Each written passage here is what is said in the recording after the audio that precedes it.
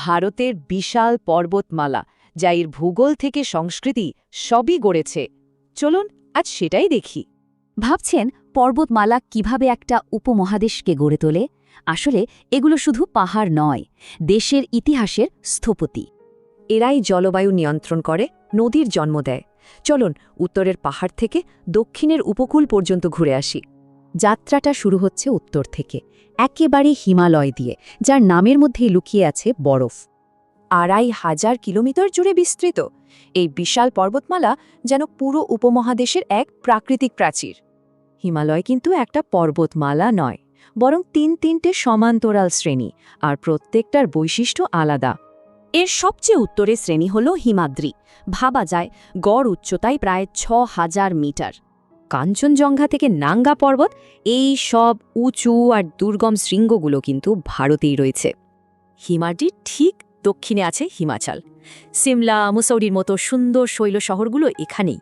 উত্তরের তরুণ পাহাড় ছেড়ে এবার পশ্চিমে যাওয়া যাক, যেখানে আছে ভারতের সবচেয়ে প্রাচীন পর্বত আরাবল্লী। বিশ্বাস করা কঠিন, কিন্তু এই আরাবল্লী পর্বতমালা হিমালয়ের চেয়েও অনেক বেশি পুরনো। এই পর্বতমালাটা থর মরুভূমি আর উর্বর সমভূমির মাঝে একটা প্রাকৃতিক দেয়ালের মতো কাজ করে।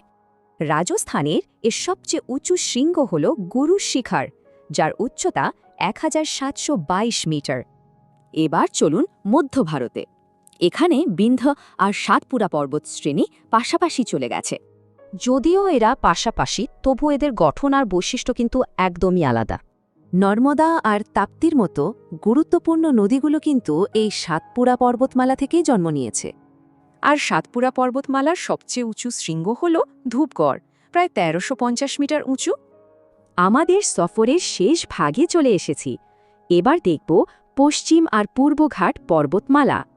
গঠন, উচ্চতা, এমনকি জীববৈচিত্র্য সব দিক থেকেই পশ্চিম আর পূর্বঘাট একদম আলাদা। কিন্তু পশ্চিমঘাটকে কেন বিশ্বের অন্যতম সেরা জীববৈচিত্র্যের হটস্পট বলা হয়? কারণ এটা মৌসুমী বায়ুকে আটকে দেয়, ফলে প্রচুর বৃষ্টি হয় আর গড়ে ওঠে ঘন জঙ্গল। জানেন কি উপদ্বীপীয় ভারতের সবচেয়ে উঁচু শৃঙ্গ আনাইমতি এই পশ্চিমঘাটেই অবস্থিত? তাহলে বুঝতেই পারছেন, হিমালয় থেকে ঘাট ভারতের জলবায়ু, নদী আর জীবনের উৎস এই পর্বতগুলোই। কিন্তু আধুনিকতার চাপে এই প্রাচীন পাহাড়গুলো কি সুরক্ষিত? প্রশ্নটা কিন্তু থেকেই যায়।